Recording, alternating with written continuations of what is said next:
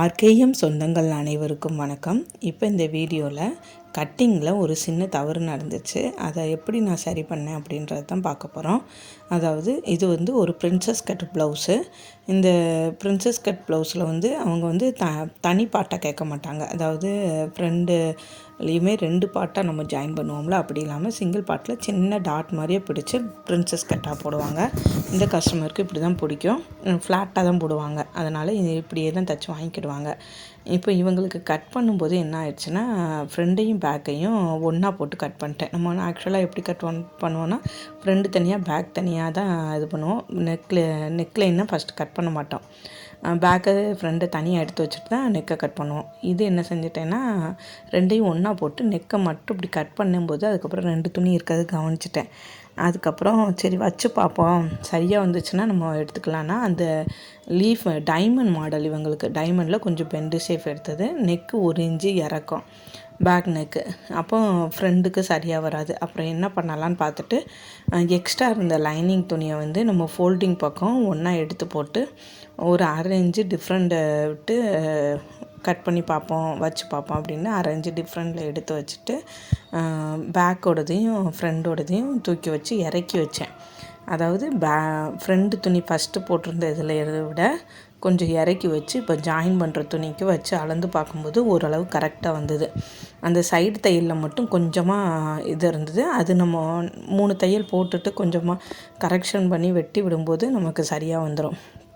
அதனால் அதை மட்டும் மார்க் பண்ணி எடுத்து வச்சுட்டேன். திரும்ப ஒரு டைமு செக் பண்ணி பார்த்துக்கிட்டேன் கரெக்டாக வருதா அப்படின்னு. தையலுக்கு ஒரு 1/2 இன்ச்சு நம்ம எக்ஸ்ட்ரா விட்டுருக்கணும். அப்போனா தான் நம்ம ஜாயின் பண்ணும்போது ஃப்ரண்ட் அண்ட் பேக்கு 2ம் ஒரே மாதிரியாக இருக்கும்.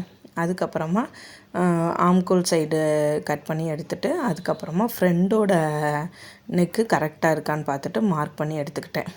ஃப்ரெண்ட் அளவும் பேக் அளவும் திரும்ப தனித்தனியாக போட்டு எடுத்துக்கணும்னு பேக் ஏற்கனவே கட் பண்ணி வச்சுட்டேன். இப்போ ஃப்ரெண்டோடது அளவு மட்டும் மார்க் பண்ணிக்கிட்டேன். இது நம்ம பிரின்சஸ் கட்டுங்கையில் அந்த கட் மார்க்கில் நம்ம கீழே 1/2 இன்ச்சு மடித்து தைக்க கேப் இருக்கும்ல, அதுலேருந்து நம்ம மார்க் பண்ணோம்னா சரியான அளவு கண்டுபிடிச்சிடலாம். அதனால் அதே மாதிரியே மார்க் பண்ணி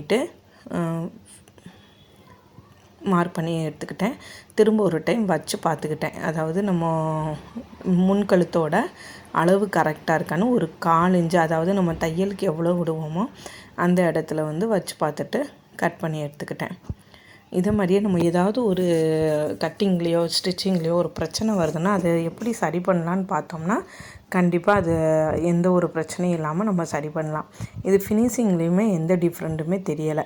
இப்போ நான் இதை 2யும் ஒன்றா வச்சு பின் பண்ணி வச்சுக்கிட்டேன். ஏன்னா மிஸ் ஆகிடக்கூடாது அப்படின்னு சொல்லிட்டு பின் பண்ணி வச்சுக்கிட்டேன். உடனே தான் தைக்க போகிறோம், இருந்தாலும் அதை எடுத்து பின் பண்ணி வச்சுக்கிட்டோம்னா கொஞ்சம் இதாக இருக்கும்.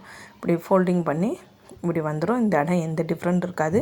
அமுக்கு தையல் மட்டும் போட்டோம்னா அந்த டிஃப்ரெண்ட் தெரியும். நம்ம அமுக்கு தையல் போடாமல் தையல் போடுற இடத்துலையே ஒரு 2 தையலாக போட்டு வச்சுக்கிட்டோம்னா டிஃப்ரெண்ட் இல்லாமல் இருக்கும். இப்போ ஃப்ரண்ட்டு பேக்கு ஸ்லீவு எல்லாம் ரெடி ஆயிடுச்சு. இதே மாதிரியே ஒரிஜினல் துணியிலையும் கட் பண்ணி எடுத்துக்கிட்டேன். அதுக்கப்புறம் இப்போ ஃப்ரண்ட்டு பேக் எல்லாம் ஜாயின் பண்ணி முடித்ததுக்கப்புறம் இந்த ஒரு தையல் இருக்கிற மாதிரியே மட்டும்தான் டிஃப்ரெண்ட் தெரிஞ்சது. பிரின்சஸ் கட்டு மாதிரியா ஒரு தையல் போட்டுட்டு அதுக்கப்புறமா நம்ம இப்படி வச்சு தைக்கும்போது நமக்கு உள் துணி வெளி துணி தள்ளி போகாமல் இருக்கும், பிரிஞ்சு வரும் இல்லையா, அப்படி இல்லாமல் இருக்கும். பிரின்சஸ் கட் பார்க்குறதுக்கும் கரெக்டாக இருக்கும். இதே மாதிரியே ட்ரை பண்ணுங்கள். இதை தைச்சிட்டு திரும்ப ஃபினிஷிங்காக பார்க்கும்போதும் நல்லா இருந்தது. கஸ்டமரும் எந்த கம்ப்ளைண்ட்டும் பண்ணலை. அவங்களுக்கு ப்ளவுஸ் ஃபிட்டிங்காகவும் இருந்தது, நல்லா இருந்தது.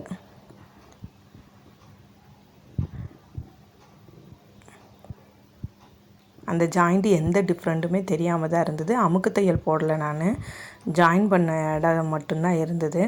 நெக்கு எல்லாமே கரெக்டாக தான் இருந்தது. முன்கழுத்து எல்லாமே எந்த லூஸ் டைட்டு எதுவுமே இல்லாமல் இருந்தது, கரெக்டாக வந்தது. இதே மாதிரியா உங்களுக்கு எதுவும் பிரச்சனைனா கட்டிங்லேயோ ஸ்டிச்சிங்லேயோ பிரச்சனைனா அது என்ன பண்ணலான்னு யோசித்தோம்னா நமக்கும் சரியாயிடும். Okay, thank you.